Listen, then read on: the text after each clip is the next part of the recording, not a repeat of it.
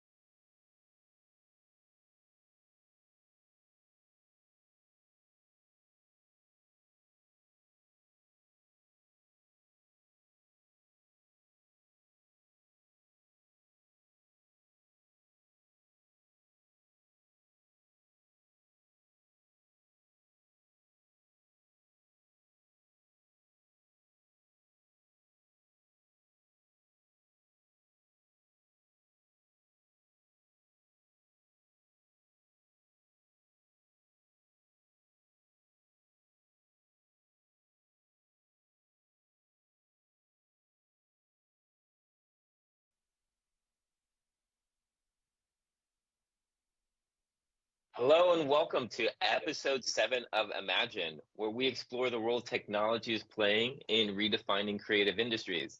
I'm excited for tonight's conversation around tech and digital media art. I'm going to jump straight into it so we leave as much space as possible for the conversation at the end, because that's always the most fun anyways. So our first speaker is an artist and an educator based in Los Angeles who works with CG animation, game engine simulation, and installation. Her practice involves examining non-Western ontologies and narratives while deconstructing and reconfiguring her relationship to intercultural identity and ancestry.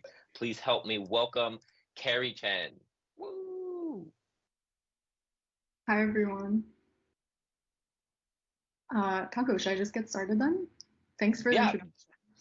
All right. Got it. Excited to hear it. Let me share my screen.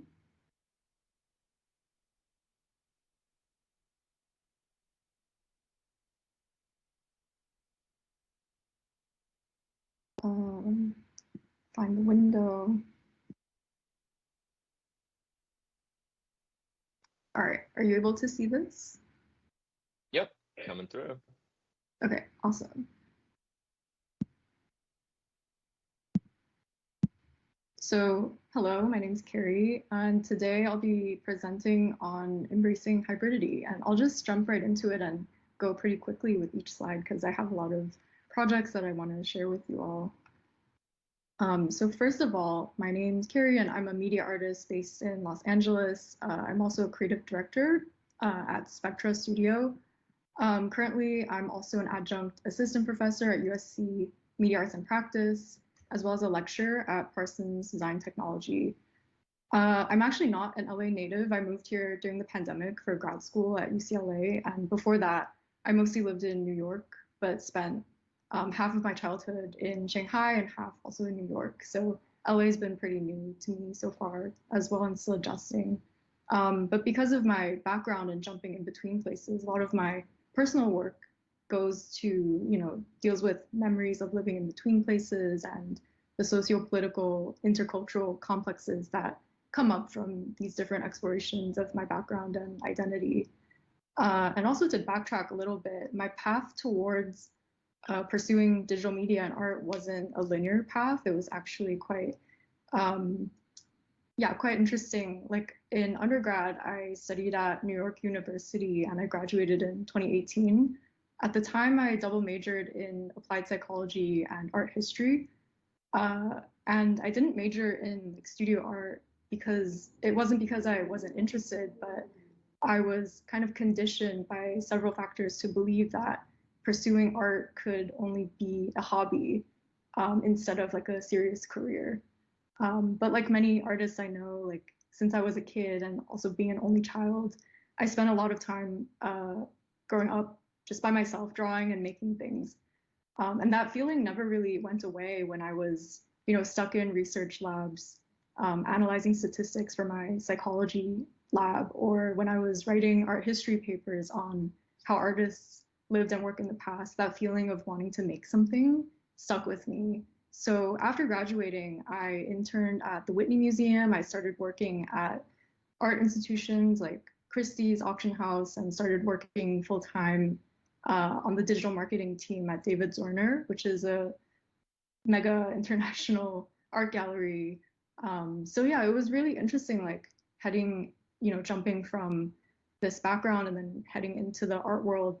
And I was kind of happy, but also that feeling of wanting to create, like I said, never left.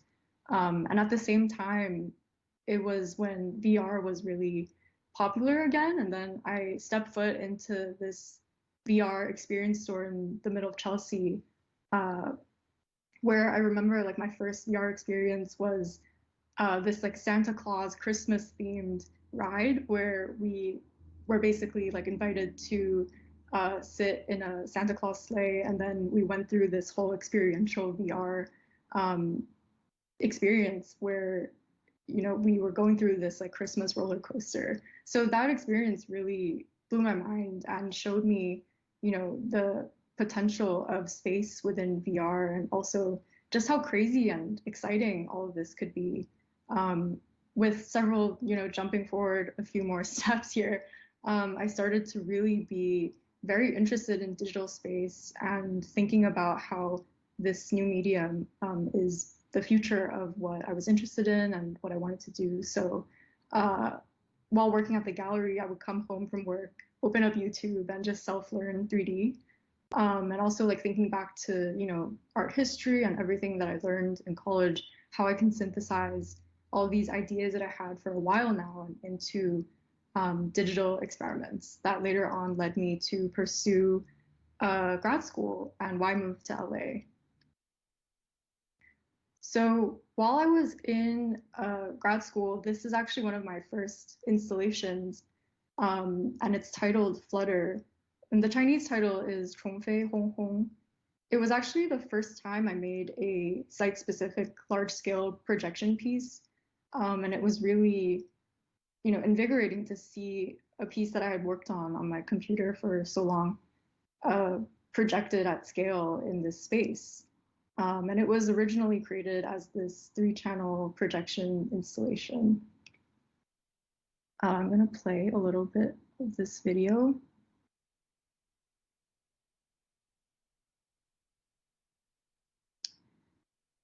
So the video is composed of 3 figures who are covered in insects, and they breathe very deeply and go through a sequence of ambiguous mixed emotions and bodily transformations. And at the time, I was thinking a lot about my own fear of insects. People often ask me, do you love insects or are you afraid of them? And the answer is I'm very afraid.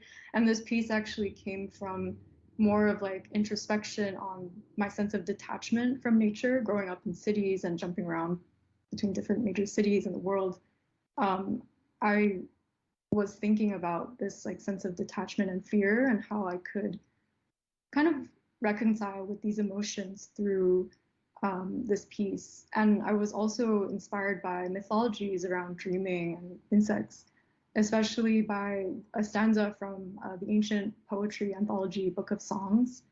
In Chinese, the poem goes, 虫飞轰轰，甘与子同梦. And this translates to insects sound like the fluttering of wings. I want to fall into a dream with you. So the poem alludes to the sort of transience of life and the blurry realm between dreaming and awakening. And prior to making this piece, this stanza just like kept ringing in my ear for a while, and I wanted to kind of bring life to this ancient poem. And yeah, let me see if I have another slide. This piece. And this is the flattened 3-channel view, so you can get a better look of the characters and the way their bodies are flowing. And yeah, this piece was also an investigation on the sublime.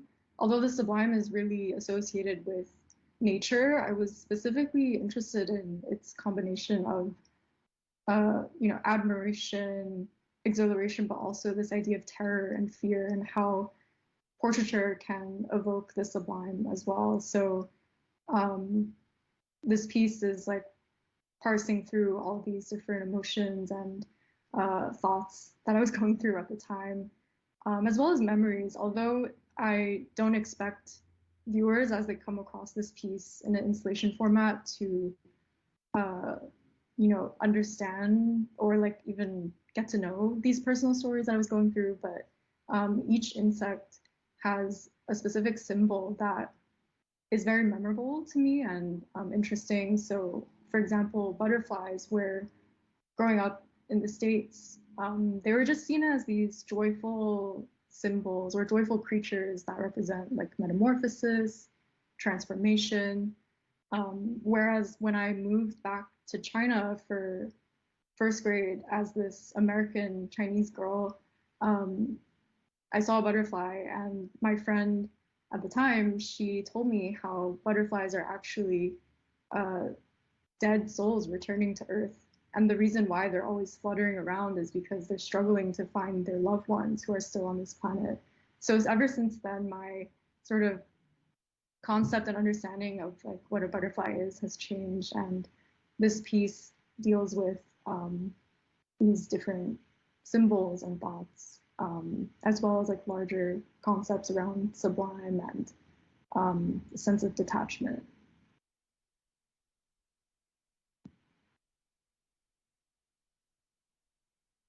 So this piece was also later exhibited at Stripe Festival in Eindhoven, Netherlands in 2022. And I collaborated with my friend Ivana Dama on a score for the installation. And what was really interesting for me to see this originally, 3-channel spatial installation exhibited as this like flattened experience. I think like adding cushions and having my friend's beautiful score, it added a sense of more like an intimate experience or more meditative.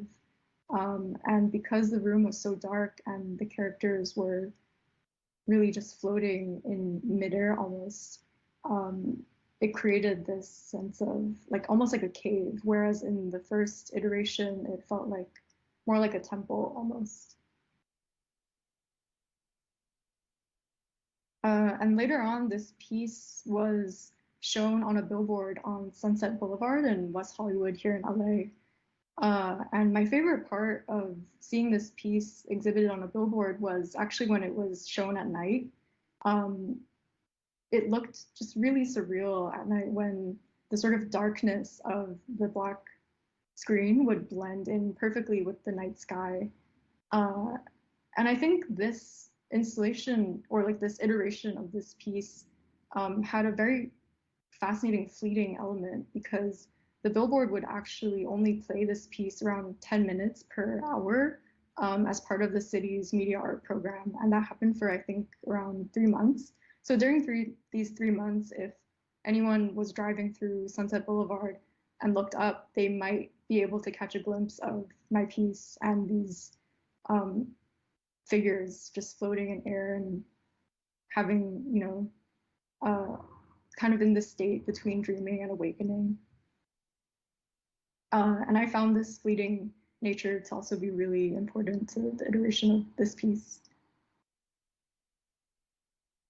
And soon after, I kind of made a big shift in my work. And having only, the experience of creating one digital piece, I immediately became so mesmerized and fascinated with not only 3D animation, but animation positioned in like a spatial context. And because I was still in grad school, we had access to gallery space on campus. So they assigned me this long stretch of wall, which I found very luxurious. So having that opportunity, I was thinking hard and thinking a lot about, what my next piece would be that would culminate into my thesis. So I ended up creating this new work titled Temporal Portrait. And it's essentially a hyperreal self-portrait, but in a group portrait format. And let me play this video.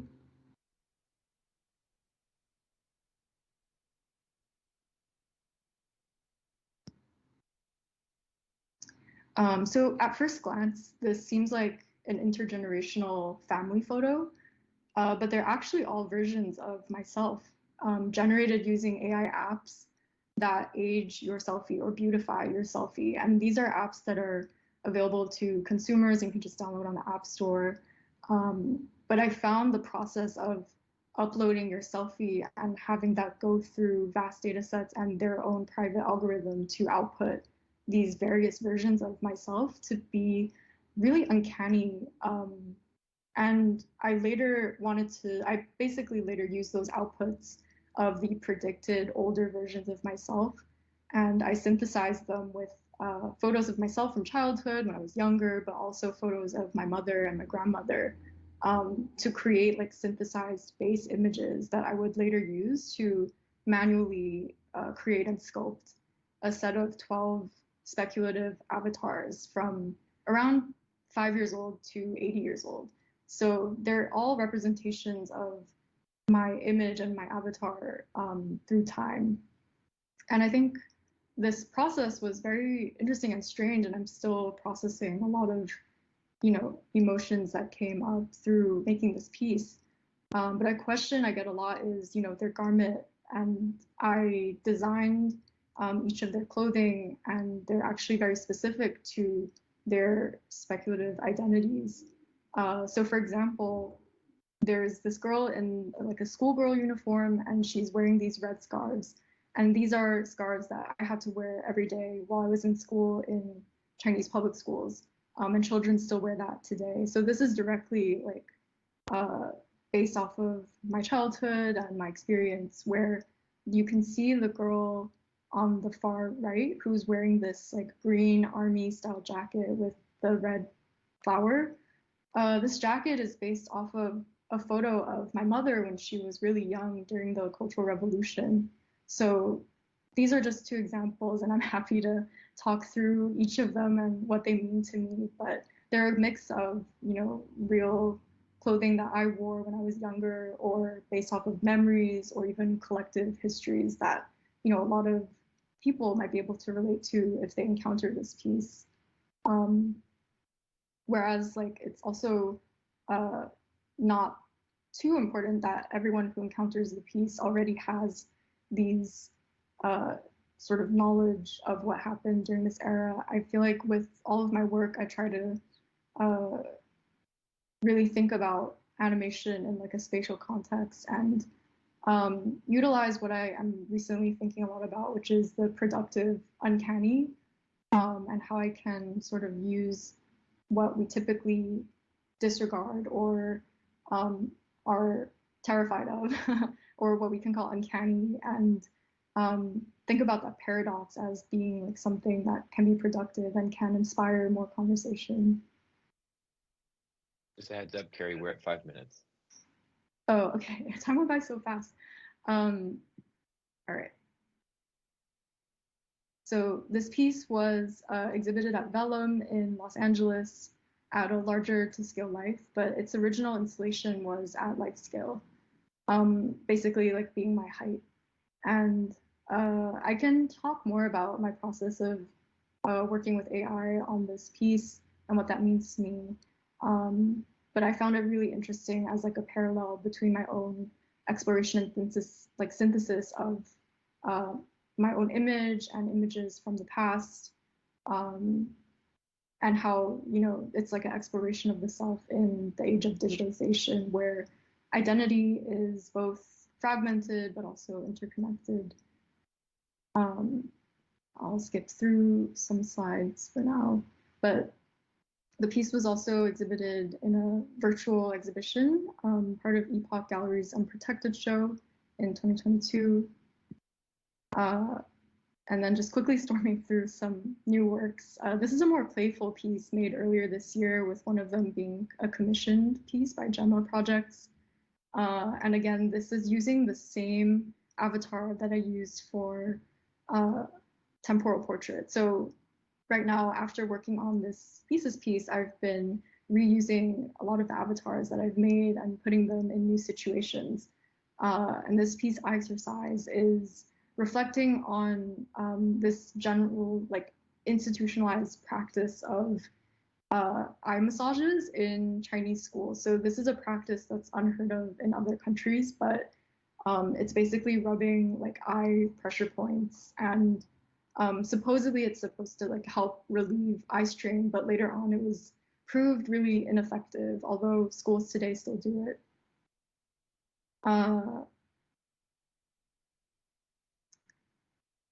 Play a little bit of this. And the language that's framing the border is, you know, very much the type of language that I would see around school buildings. This says, protect your vision for the revolution. Your eyes are window to the soul. And this one is, if you do your eye exercises seriously, then you'll have bright vision. And all of these characters are essentially different fantasies that I had as a child while I was doing these eye exercises. And I can go into more of that as well. But I really want to continue moving forward with some of these pieces. Okay, so most recently, I worked on this new animation titled Primavera. And I kind of think of it like temporal portrait #2. And it's a portrait of versions of myself at different life stages, all coexisting within a very much like blossoming, beautiful spring landscape. And let me play a little bit of this video.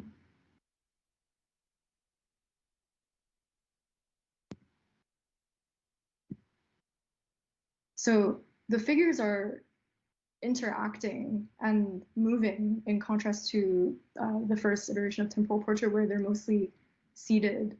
And this iteration, they're dancing, they're running. And I was thinking a lot about allegories of childhood, of pleasure and beauty, and also renewal.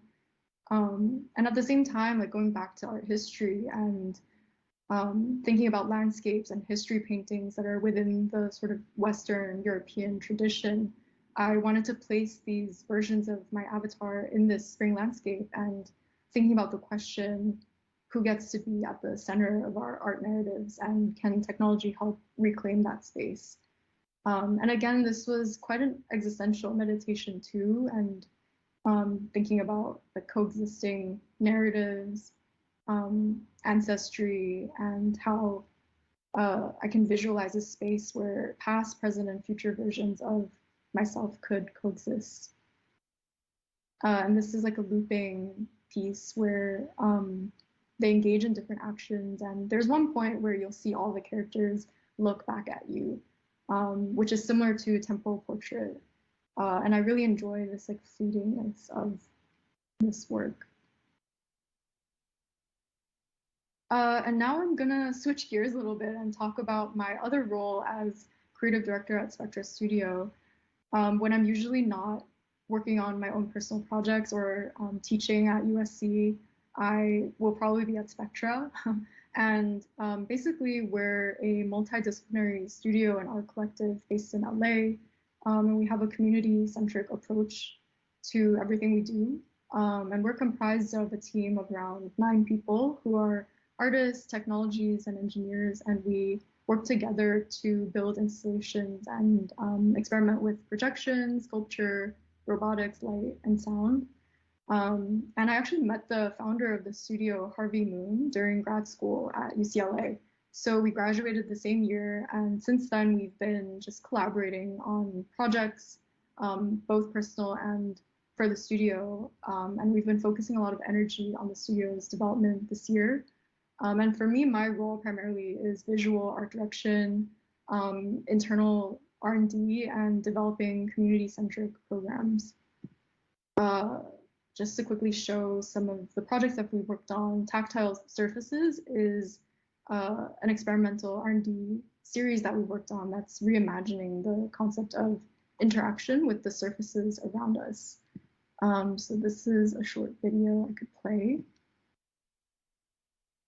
And I really enjoy these projects that we work together on at Spectra because they sort of exercise this more abstract part of my brain where, you know, working in a team, there's so much you could accomplish, and it's great to, you know, create these interactive installations that can be shared amongst people, and not just one participant, but with like many people. And it's been so fun seeing people interact with our works. So this piece, Tactile Surfaces, my favorite part is this beginning where we've created this metallic cubescape, and how, you know, with one touch it could just create this trailing effect, and seeing how the light shimmers differently and reacts to your touch differently. And then just quickly moving forward, another recent project that we've done is Infinite Vortex. And we were really inspired by optical illusions and exploring the idea of infinity in digital space. Let me play a video.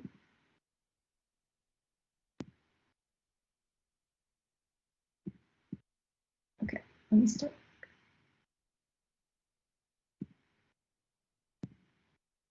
So yeah, this piece, we were using a lot of virtual production techniques that the studio already developed. And using 2 screens, we created this illusion of death. So it is a perspective trick, but it's interesting to experiment with these like visual prototypes and different forms that could emerge from experimentation. And finally, to wrap things up, with the, you know, with the studio and our community-centric approach, a big part of what I love doing is organizing events that happen at the studio. So after grad school, Harvey and I really wanted to continue the sense of collective support we had as artists that were part of our grad cohort at UCLA. So, you know, after graduating, we had the studio space, and we initially started hosting a few art crits with some of our friends. And then this past year, we've been hosting and curating more programs like live audio-visual shows and art screenings and community events. And since then, our, you know, collective has grown, and everyone comes from such diverse backgrounds and knowledge systems. So we've been just really interested in creating this hybrid space where artists in our community feel motivated to just share work in progress and learn together and have fun. And I've just been really inspired by all the work that we've done so far and all the events we've hosted. And we have big plans for the next year, so it's really exciting. And just to wrap everything up, I know I just went through both personal work and work at the studio, but I also am an educator and I teach at USC Media Arts and Practice, as well as Parsons Design Technology. So currently, the reason why I chose like embracing hybridity as my topic really is myself still like adjusting to this act of balancing different roles as like an artist, designer, community organizer, and a teacher, but also conceptually how I try to embrace the hybridity of whether it's conceptually like between past and future selves, between the beautiful and the uncanny and sublime, or just embracing like all the hybrid elements that make up my art practice. Yeah, that's all for now. Thanks for that. Looking forward to getting more into all your work in conversations. Thanks for that presentation, Carrie. Jumping in to our next speaker. So our next speaker's experimental creative practice aims to challenge the boundaries between art, design, and technology. They're the co-founder and creative lead at Onformative, where they developed and direct projects to defining the studio's creative vision. Their fascination with science, technology, and art fuels the development of the work they do. Give it up for Cedric. Woo! Yeah, thank you very much. Thanks for having me. I jump right in and present a little bit of our work. And let me see.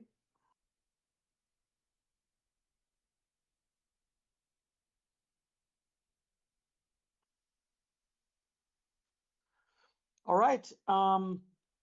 So what I'm actually going to talk about today is,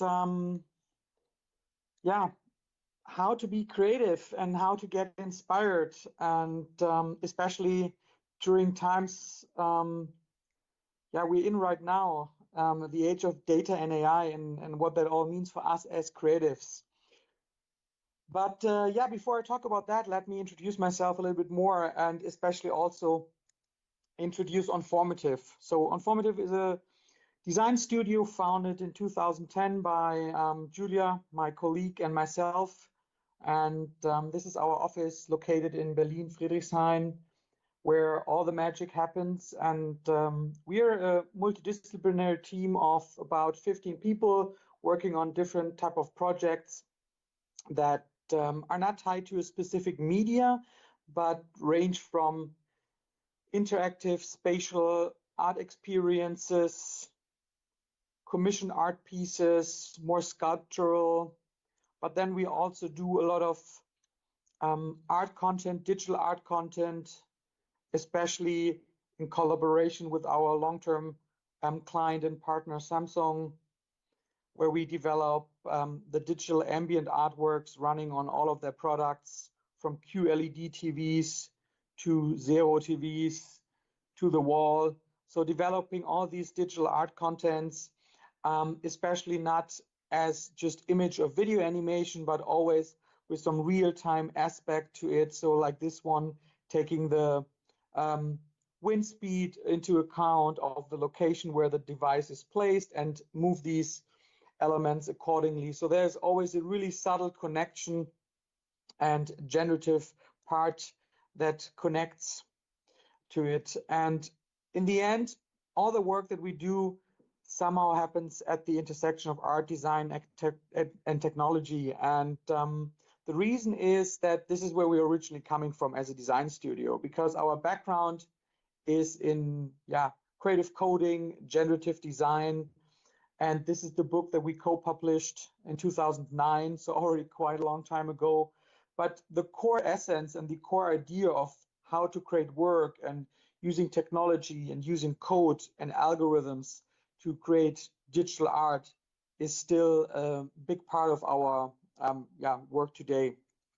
But especially in the beginning, when you start founding a studio right out of college or high school, then you have a lot of free time, because obviously you don't have necessarily a lot of clients yet, and you start to work on a lot of self-initiated projects, something that is still important to us today, but especially back then, it was also a good opportunity for us to create new work and explore ourselves, explore new topics.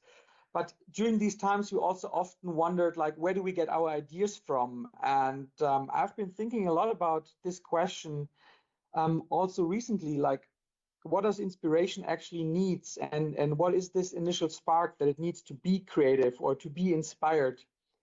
And looking back, I figured out that, at least in our case, it often has been technology. Technology can be a great tool for creative expression, but also a great source of inspiration. And I'm going to share a few projects where this has been the case.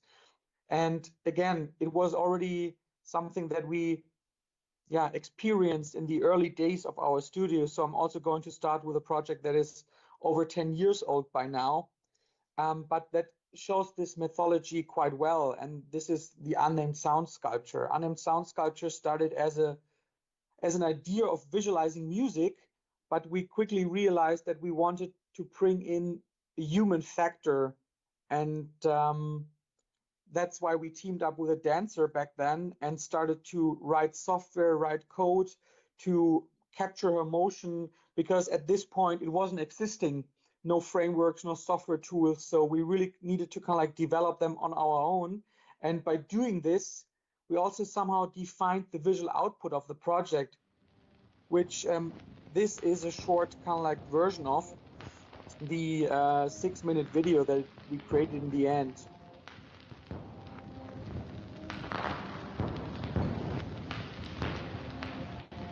And what we realized is that, especially in this kind of like spontaneous improvisation during the dance performance, but also how we deal with technology, there's always a moment of serendipity and chance and a little bit of kind of like chaos and unpredictability, because you never really know what to expect and what the outcome is. And this is something that can really be inspiring. So we realized that looking for this kind of serendipity and chance could be a strategy that you can apply in your creative work. And we have been doing this also for client commissions, where we have been challenged to create new pieces, like this example here in San Francisco for Dolby Laboratories, where we were invited to create a new art piece for their headquarter main screen. And the initial request actually came after they saw the unnamed sound sculpture piece. So they came to us and asked us to create something similar. And usually we don't like to do the same thing twice. So instead, we thought about how we can approach the same topic, like motion, in a completely different way. And we thought it would actually make sense to maybe change the perspective here and look not at the body, like in the last piece where we just had this kind of like black void and the body in the center, but instead here focus on the space itself. So we were much more interested in looking into how the energy flows through the space when you move. So what we did was analyzing motion and how the energy is kind of like going through the body, or how the muscles are activated, or how the space is filled with kind of like motion in a way. And this is just the initial exploration, again, developing own software tools to then turn that into a visual aesthetic based on our initial research and data collection. And what we did here was interpreting the screen as a window into this kind of like abstract world, this abstract world of being immersed in movement, in performances, in dance. And this is an abstract visualization of this body movements. And sometimes you see for a split second a body coming to the front of the screen, getting a little bit sharper, but then also quickly disappearing again in the distance. And using this approach, we created these different visual aesthetics and stages that this piece goes through. And this is a really kind of like interesting experience visually, but obviously also the sound plays an important role here. And as usually we like to explore new things and do things a little bit differently. And for this reason, we thought about that for the music creation, instead of just having this video piece and hand it over to a sound designer and then create some music on top, we wanted to stay true to this initial idea, the idea of being immersed in this kind of like creation process.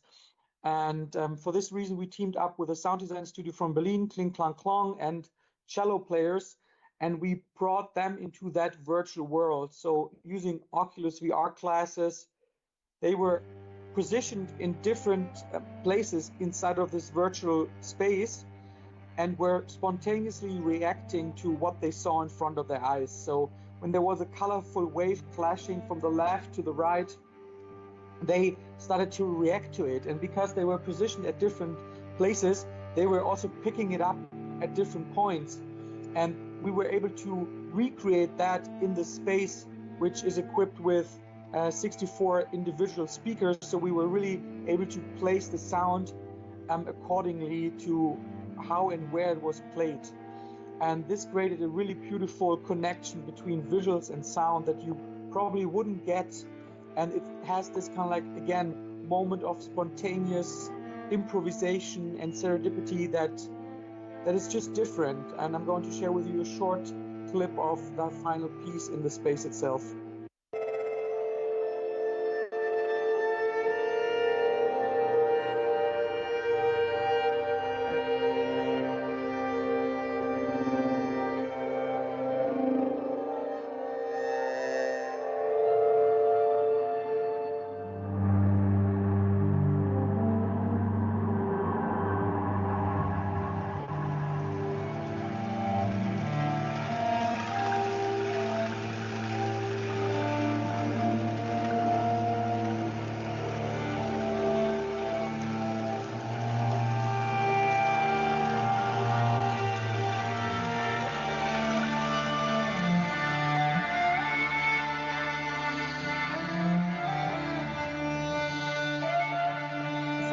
One thing that we also learned from this project is that sometimes it can be really helpful and inspiring to also change your perspective. And I don't necessarily mean this kind of like locally, but in a lot of different ways. And this is one of the core ideas for one of the next projects called Meandering River. And it's also one of our self-initiated art projects that initially started with the inspiration that came from a completely different project research. And while I was browsing Google Maps or images on Google Earth, I came across these beautiful rivers that move through landscape and have these kind of like meandering patterns and structures. And I was completely fascinated by it. And back then I didn't know, or I never really thought about it, but these rivers really move through landscape. They move really slow. But if you look at satellite images over a period of 20, 30, 40 years, you can really see how they slowly move through landscape. And this is due to erosion and water pressure and sediments being taken from one side to the other. And there's a complete research field dedicated to this topic. And the moment we see something that inspires us, we really want to understand how it works, how it technically works, or what's the logic behind it. And then we try to recreate it, like in this case, where we wrote a software algorithm that was simulating and recreating this river movement behavior. And obviously, and this is the final algorithm, but it doesn't start like this. There's also always a long and iterative process of exploring and developing such an algorithm. And at one point you think about, are you putting the focus on visualizing maybe the water pressure by coloring the river, or do you visualize the fluids moving through the river as particles, or maybe even not showing the river itself, but focusing more on the surrounding landscape and how it's influenced by the river? Or maybe you get a little bit more abstract and start to draw only the connection lines and draw them over time, and then immediately the river itself becomes something completely different because you're disconnecting the visual aesthetic from the behavior, and the river itself becomes something like a digital brush on your canvas. And that's the exciting moment when something new happens. And that was also the moment when we had to ask ourselves, what do we want to do with this? Like, what is this going to be in the end? And what is the style and the visual aesthetic that this should have? And while thinking about it, we also realized that we were also really inspired by other aspects of satellite imagery. And this is the visual aesthetic that you find when you look at different landscapes from a bird's eye perspective, because it already looks really painterly and beautiful on its own. So these are all satellite images, but they have already this kind of like abstract painterly aesthetic. and we felt that we want to stay close and stay, inspired by this aesthetic and create something similar. So we developed this algorithm further, or added another extra layer on top of it, inspired by these fictional landscapes, and creating our own version of it, not replicating a specific landscape, but taking inspiration on different areas and creating these wetlands and canyons, and in the end ending up with multiple different versions of possible landscapes, and turned that into an endlessly running video art piece, which is showing this river slowly moving through landscape. And the beauty here is that this is completely unpredictable, and there's a lot of chaos here involved, because the river is moving in so many different ways that you can't really foresee and predict what will happen next, when will the connection occur, and that's really inspiring and really meditating to look at. But also comes with a few challenges, obviously, because also with this piece, music was really important for us, and we always had this idea of creating a human-like piano play. But the question here is, like, how do you create music that really fits the visuals if the visuals are unpredictable or endlessly running? And this is a project that started in 2017 already, so quite a while ago, about 6 years ago. And back then we started to explore already the idea of working with AI as a co-creator and including AI in our creative process. And especially if you look at this project again from a different perspective, and I'm not talking about looking at it from a bird's eye perspective, I'm talking about looking at it from the perspective of the machine or the human, then you realize that you actually have two perspectives here, because the top one, that's the visual part of it, the part that the human sees when you look at the piece. But then there's the underlying perspective, the data part that the machine sees, the information that about the river, how long it is, where different events occur, and where a connection happens, the water pressure at certain parts of the river. And this is all relevant information for the machine that can be fed into the computer and used as input how to interpret a piece. But before we can ask the computer to interpret a piece, we have to teach it how a human would do it, and that's what we did. So again, teaming up with Kling Klang Kong, and also working with different piano players, we started to collect a lot of training data in the first place. So we invited 5 different piano players to interpret the visual aesthetics, the different styles in different ways, different tempos. And by doing this, we collected a lot of training data in MIDI format that we fed into Google Magenta, which is machine learning for music creation. And through a longer process, the machine was outputting different MIDI compositions. Some were pretty simple, some were actually quite complex, and some were also overtrained, where we just kind of like had too much information. But this is what we took as inspiration again for us to continue the sound creation process and coming up with a final soundscape that has this kind of like really human aspect to it, because it was trained on human data, but still reacts to what's happening on the screen nonstop permanently. And this in the end turned out to be a really kind of like powerful connection, a powerful piece that we exhibited the first time in Berlin at the Funkhaus, but since then it has been traveling to a lot of different places and is still exhibited up to this date, currently being shown in China. And that makes us really proud, because these pieces are really also enabled us to like share what we do worldwide. So I'm going to share with you a little glimpse, a little piece of the final version of it shown in Funkhaus Berlin. Just a heads up, Cedric, we're at 5 minutes.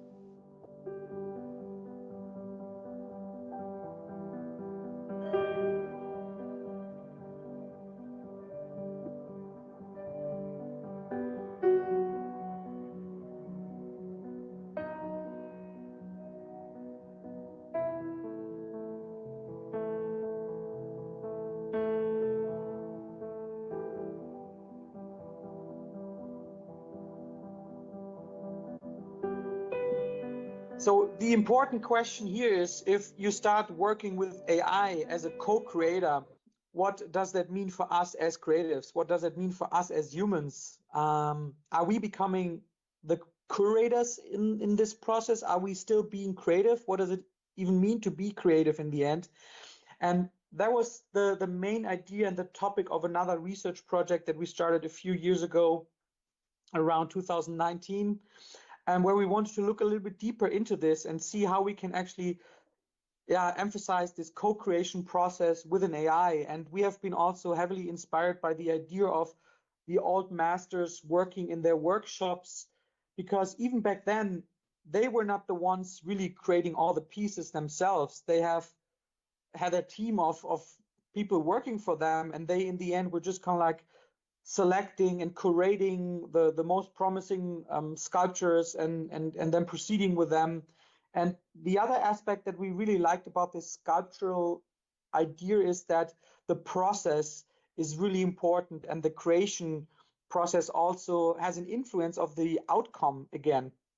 Because in today's AI works, and also back then with these really early guns and all of this, the AI part and the process in between was a complete black box. You put something in, you put a prompt in, you get an image out, that's your art piece.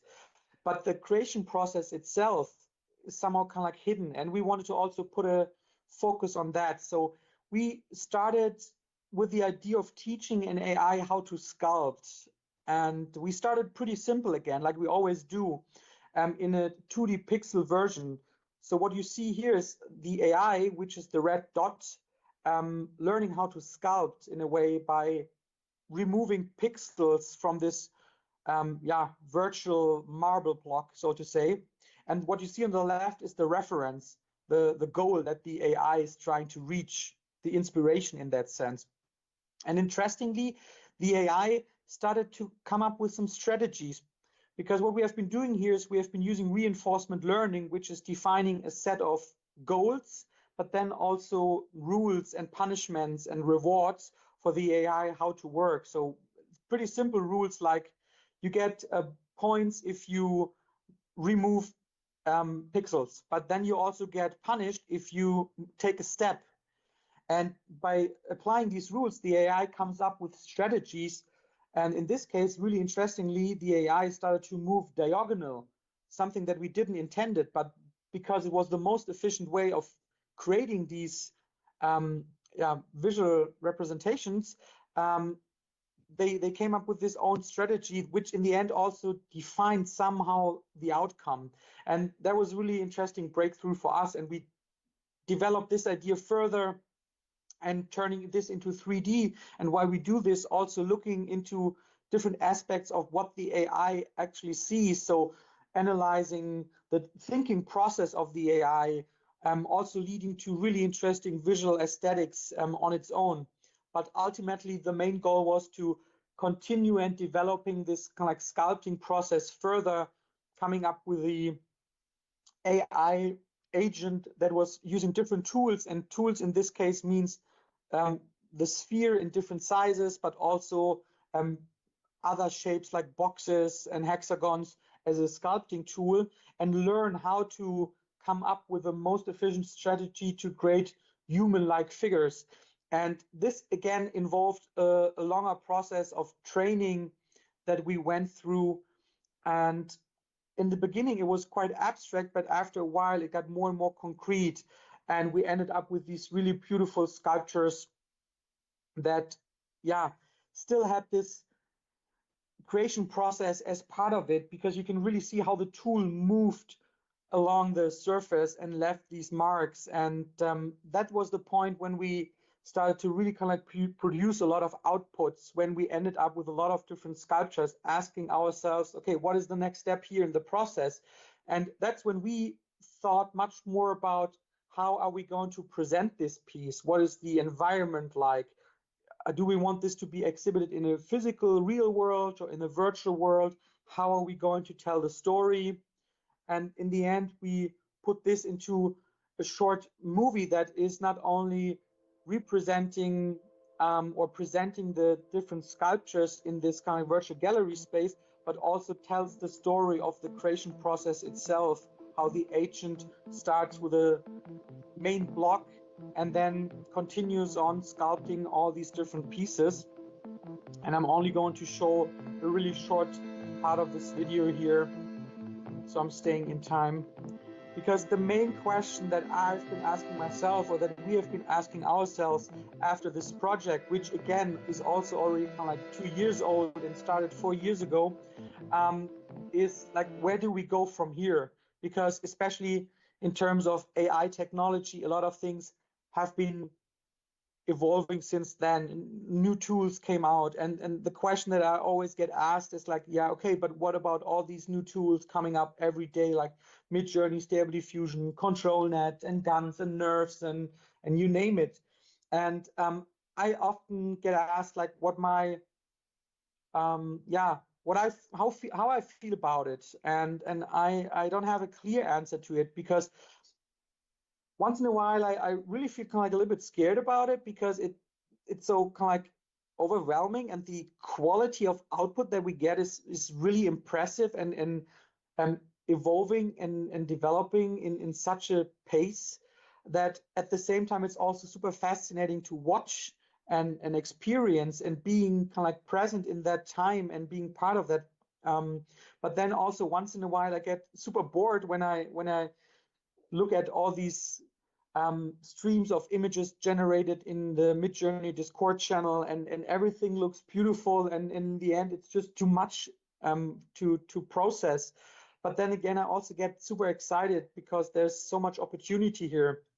But especially when people are a little bit kind of like scared and don't know what it means for them as creatives, I always like to remind myself about one scene of the AlphaGo documentary. I'm not sure if you know about it, but this is kind of like a documentary about Google DeepMind's AlphaGo playing against one of the best players in the world, Lee Sedol, a game of Go, or multiple games of Go.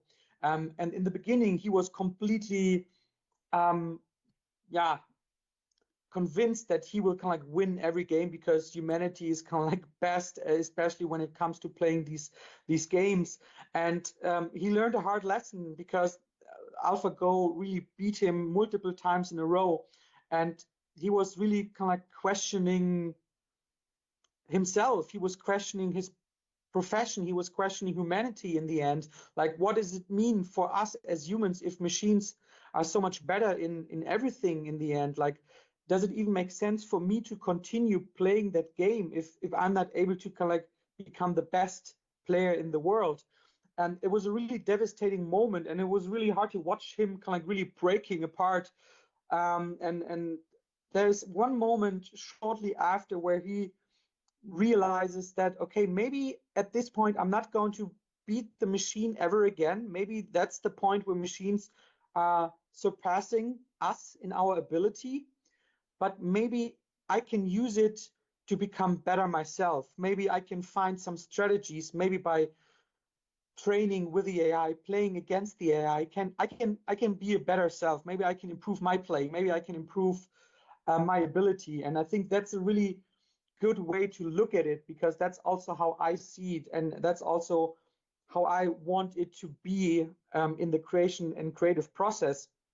Because of course we will never be able to output 1,000 beautiful images in a minute, and it's also not about just kind of like entering something in a text field and then getting an image out in the end, but it's how we can use these tools in our creation process to push ourselves further. And I think there's an endless world of possibilities ahead of us right now, and it's really important to not stop here as creatives, because it's really up to us to find new ways to push ourselves, to use these tools, and especially also use these tools in unintended ways to get the best out of it. So I don't want technology to create the art in the end, but I want us to create art by using technology, to use it, to break it, to build it up again, to really understand the process and reuse it maybe in different ways and make it ours again. And I think that's how hopefully we can also become better creatives, by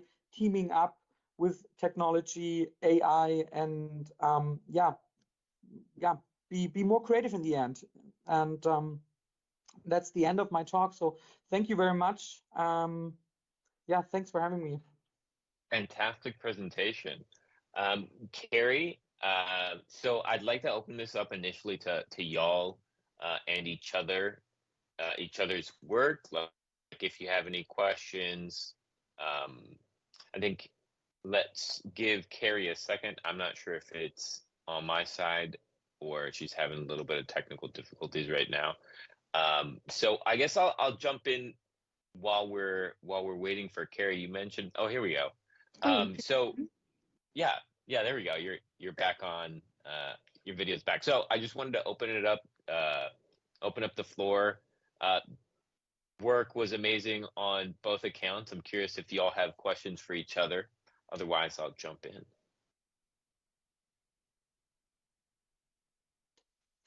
No real question, but one observation. I found it really interesting, and Carrie, you showed it really well in your work, which is beautiful.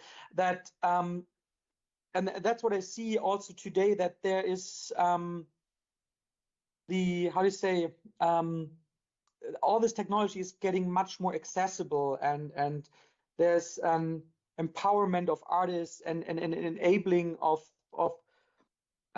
artists being creative because this technology is not limited to a small group of people who are kind of like experts in setting it up and downloading code and executing it and compiling it themselves.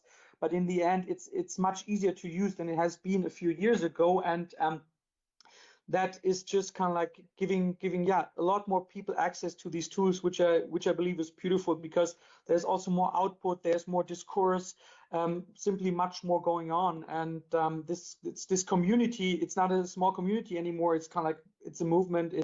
And in the end, it's the way of being creative, which I observed in the last few years. And I don't know how your perspective is on this. Yeah, I really resonated with a lot of the works that you brought up, and they're so inspiring. And I was familiar with like at least two of them already before this conversation. Yeah, just really inspiring, and totally agree that not seeing AI as, or like AI generated art as the end point, but just as the beginning for exploration and for almost like an instrument that you learn how to play. And in that way, you explore more about yourself by playing with the instrument and exploring. So that's how I see AI for me, is to use that in my workflow, like not directly as like the programmer of this algorithm, but as, you know, someone observing how AI is being utilized in these different applications and thinking about it critically, while also working with the outputs and synthesizing them with my own ideas and creating something new from that. So yeah, I really agree. And that also like makes me think about how, you know, younger people now, for example, the students that I teach, and how they use AI. For example, like they have TikToks, and then they mentioned to me that there's also like aging filters on TikTok where they can like perform themselves with this like age filter on. And we had like whole conversations in class about that, and how you know, AI in this instance with these filters are giving them this like strange glimpse into the future, but also like there's such a sense of like detachment from like their personal realities. So I think we're in this like strange place where I definitely felt like similarly like scared, bored, and excited. I really love that sort of paradoxical like sentiment that you brought up there in relation to this.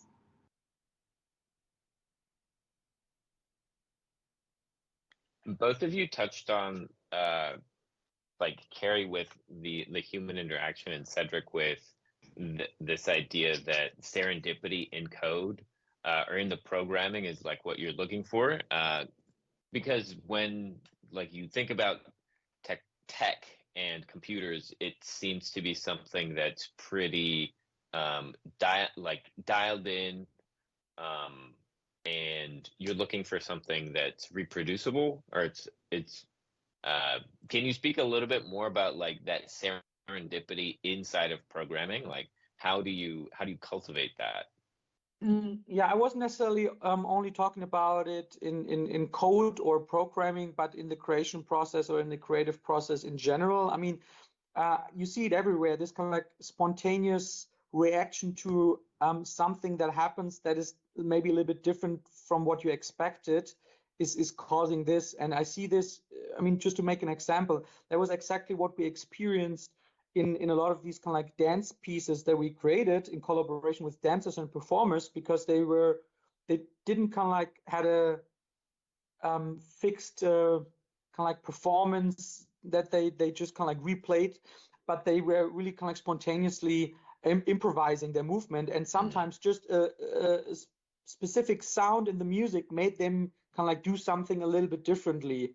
And this external input and something that you're not predicting or that you're not expecting leading to a reaction is something that I find really inspiring. And that is also something that I experienced in code, because there's always this moment when you can like write a code or execute a program and you don't know exactly what the outcome will be. And sometimes it's exactly what you expected, and sometimes it's slightly different.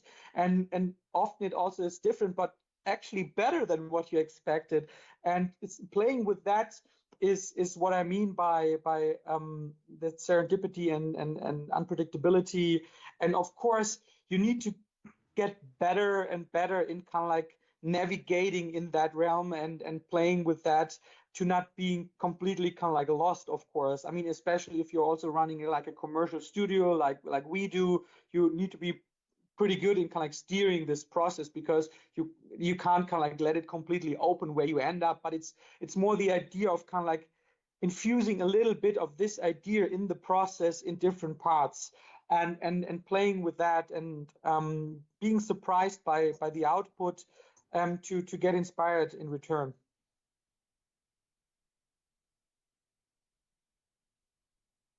Yeah, I resonate with that a lot as well. I think in my own work too, with Temporal Portrait, the portrait series, if I were to just generate older versions of myself with family photos, I think the outcome would be quite different. And I'm really fascinated with how these AI outputted images are actually like expansive views that I wouldn't have incorporated into this piece unless I used that tool. So whether it's this piece or like ideating for different projects using AI, sometimes will give like a lot of surprises that, like Cedric was saying, can be unexpected. But like artists as curators is something that definitely comes to mind, and it's a matter of like picking what is sensible and what makes the most sense to like bring onto into this project, like regardless of if it's like a personal piece or for the studio. I just enjoy the fact that it does provide like this expansive perspective that otherwise wouldn't have come to me.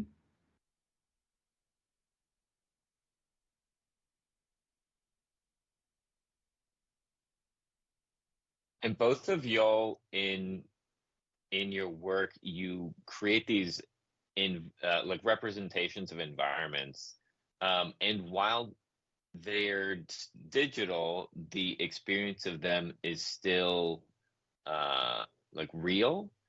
Because can you speak a little bit about like these environments that you create and like how you experience them virtually?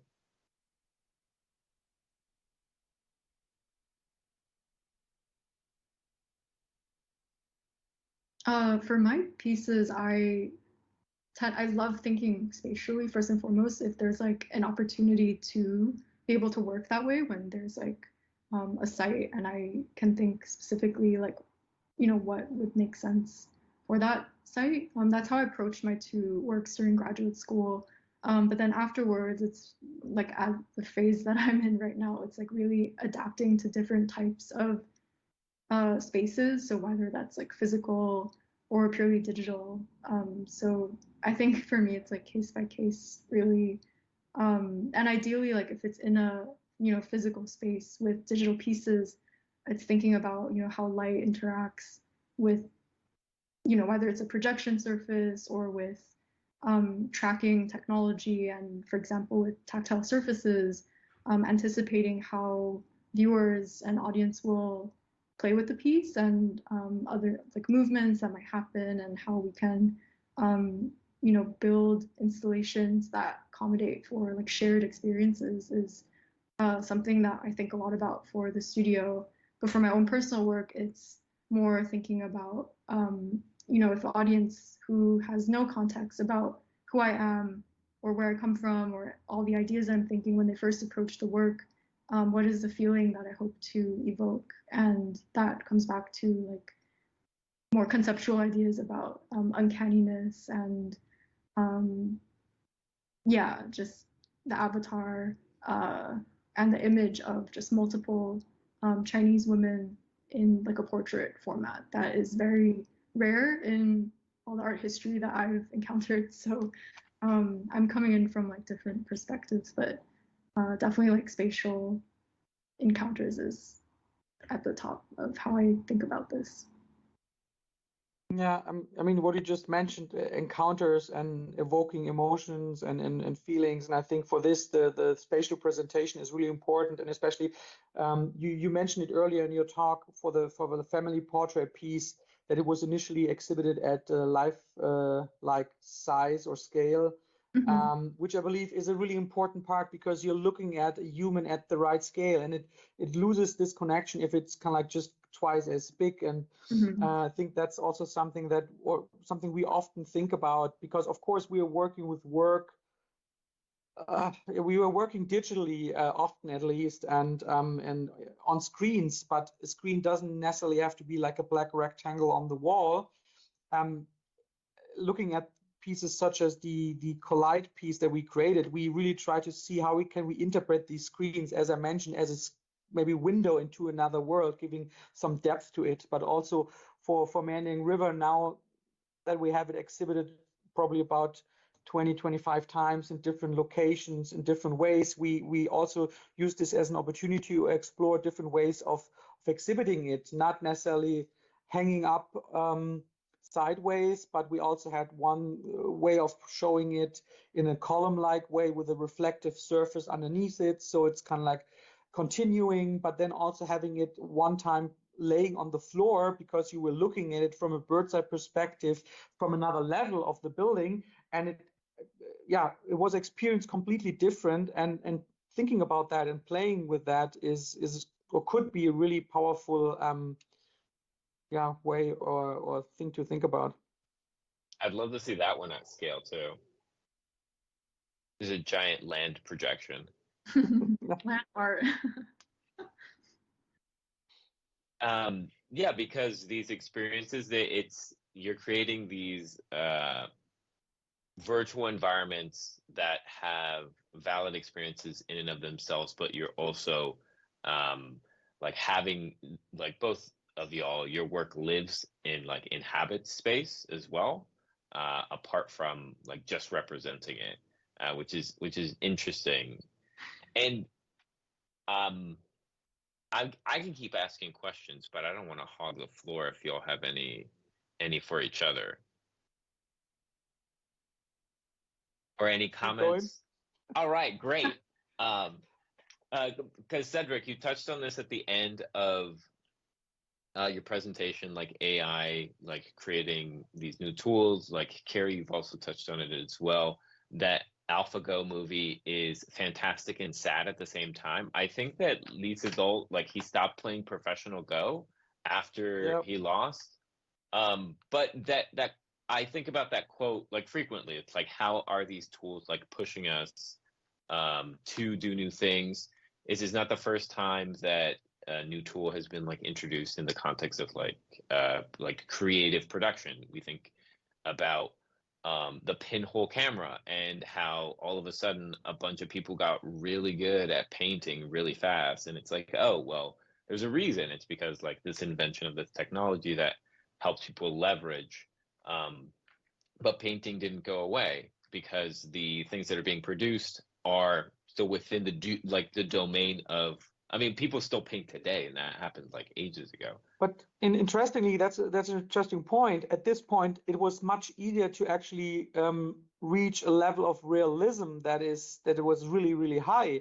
And in in return, people start to get much more abstract and explore much more expressive works and way of painting. And I think this is also something that we might experience here, where right now everybody is super fascinated by the high level of quality and realism that you can reach with these AI tools already.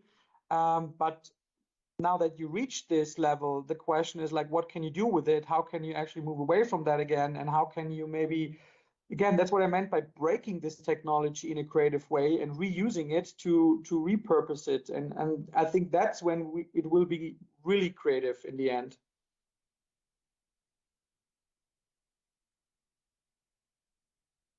Yeah, and for me, I think it's really interesting also to like consider, how boundaries between the artists and the tool and the artwork have become very blurred, so that, it's an interesting space to just continue to explore and be at the intersection of, I think. Yeah. Very cool stuff. I mean, in the other direction, we might see like an arts and crafts movement, like a digital arts and crafts movement. And like, what does that mean going in that direction? So we've got time for a couple questions from the audience. I'm going to ask one from Maya. She asks both of y'all from the projects that were presented, which pose the biggest challenges and how are they overcome? Good question. I mean, I can quickly start and talk about it from my perspective. I mean, every project comes with a different challenge. There are always some technical challenges to solve, but this is also what I consider being kind of like part of the process, and this explorative way of working. For me personally, the most challenging is often deciding when to end these pieces and when it's really done, especially, I mean, mostly all for these self-initiated projects, these art projects, like, because this is an open process, sometimes with a not clearly defined end result. But then kind of like deciding, okay, that's it, that's how it's going to be. That's what I'm struggling sometimes a bit, because obviously you always think, oh, there's another idea in the back of my head. It could push it a little bit more. But yeah, that's what I find most challenging, to be honest. And that's where we can probably also get a little bit better at. Yeah, Sometimes you just have to put it down. Yeah, and let it rest and then look at it again after a while, because it also, I mean, there's also this saturation in kind of like looking at your piece for too long during intense end phases of these projects. And then the power of it comes after a while, I mean, now talking about such pieces that we have been creating a few years ago, or that are exhibited, and then I see them as a spectator or like as being part of the audience rather than working on it, is a completely different experience, which sometimes, yeah, it shows me that you also have to let go at one point, and the piece becomes something else. Yeah. Carrie, I'd love to hear your thoughts on the question too. Yeah, I think Cedric brought up such a great point. Like, is a work ever finished? And that's something I actively also am thinking through with my own work, because I am primarily using this set of avatars that I designed, and I'm sort of like recreating new narratives and new spaces for them to coexist in. So for me, this is also like a very long-term project. So it's kind of balancing between this urge to continue to go through with that series, and also I have other ideas that are constantly like popping up in my brain that I want to pursue. So it's like a matter of picking and choosing, because we only have so many hours in the day to work. So it's balancing like all the things that I'm doing in general while still keeping it going. And I think another thing that I can add into this is, like we briefly talked about before, the sort of changing context of work when it's exhibited at different spaces. I think it's interesting. So I learned a lot through, like, for example, the different spaces that Flutter was exhibited at, from the original like 3 wall projection to the sort of flattened, longer horizontal projection, like that changed the context and experience of the work very drastically. So in like moving forward with future works, I think like being more specific and sort of like more strict with the sort of types of space that I see the work fully like flourishing in versus like how can I adapt to different scenarios and then still maintain the sort of same feeling that I want to evoke, whether, you know, it's through like a different display mechanism or like by just adding different things in the installation, like, yeah, just adjusting to changes in context. And I'm sure your work, I'm sure that must feel really personal, Carrie, because your work is a lot of self-portrait. So it's like, how do you end something like that? It's like you're constantly working on it. Yeah. Interesting. Yeah, I wouldn't say that's too much of a challenge. It's more like strange for me to be working with like my self-image and looking at younger versus like older versions, and creating like clothing for them. And, you know, they eventually become avatars who aren't me at all. So in the beginning, there might be some lingering sense of like connection, but just merely through like a representational level, like they kind of look like me, but also not quite because they're synthesized images. But the more I work on them, the more sort of detached I feel, and they become their own sort of representation of this different self, which goes back to like the sense of feeling fragmented in today's like digital age where so many things and like relationships feel more blurred. But yeah, I think that's something that's a challenge for me to like continually conceptually think through. But during the work process, it's something I strangely find super fascinating and uncanny, which I feel like could be used in productive ways. So we've got time for one more question. So the question's coming from Jake. He says, how do you use programming commands to produce a model with, and he's got this in quotation, objectives? I think that this may be a question around like generative AI, either in image, reinforced learning, or audio. Could you repeat that question? It's a really specific technical question, I feel, but. So the question is, how do you use programming commands to produce a model with an objective?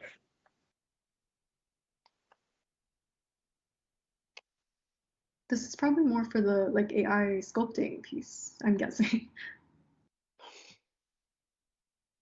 Not exactly sure what this question is kind of like aiming for. If it's about kind of like the technical background and really specific tools that we have been using, but at the same time, it's also really general again. To be honest, I have struggling a little bit kind of like finding the right answer here. I mean, the thing, I mean, obviously it's also an iterative process where you need to define the setup. But I mean, maybe I'm answering it in a different way, because working with AI is a really broad term. What does it mean these days? Because there's a big difference. It's completely two different disciplines and areas when talking about reinforcement learning and developing agents while using tools that are based on image diffusion, such as Stable Diffusion or Midjourney, or then again, I mean, AI is also large language models and everything else on top of it. So I think the question probably has to be answered on a kind of like case-by-case basis, because the approach is always slightly different. At least I can tell it from my perspective that again, the experience that we had with the AI sculpting was a completely different one compared to how images are generated right now. And that's what I find so interesting, because we are really kind of like shaping the process by defining the base defining rule set and the environment, but then at the same time also steering the process by observing it and refining the rule set and the punishment, the rewards, while using image diffusion is a completely different thing where the AI is still a black box in that sense, where you can refine your prompts and add another parameter or phrase it a little bit differently. But what happens in between is something that you don't really understand.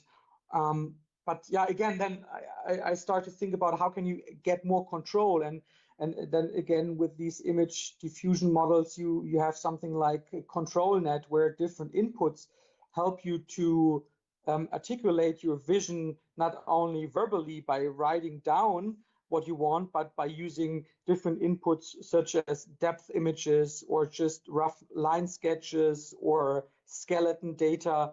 And this is where it also gets interesting, because that's where we are building tools around these AIs. And again, that's also what I mentioned earlier. That's when it gets much more accessible. If people have the ability to express what they want to create in a much easier human-like way, or in a different way on multiple levels, then it becomes quite powerful. And I expect much more to happen in that direction, where different people also start to combine different AI tools. And I mean, we see this right now, what just happens with ChatGPT in the last update, where they bring in the code interpreter and then bring in DALL-E, and are also allow you to not only ask a question by typing in code, but by loading an image. And then this image is obviously turned into text by analyzing what it sees, and then is being used as input, and it gives you another level of access to these tools. And that's what I'm super curious about, how these things will evolve in the next few years. But from what I've learned in terms of AI, it probably won't be the next years, it will probably be the next week, because everything is moving so fast. Well, I mean, it's always this moment of the evening where I wish the conversation could keep going, but we're at time, and I wanted to thank you both for joining us, sharing your projects, sharing your thoughts. Really appreciated having you both here. So thank you. Big round of applause. And that is going to be it for this episode of Imagine. So I'll see y'all next week. Thank you so much. You. And y'all don't have to go off just yet.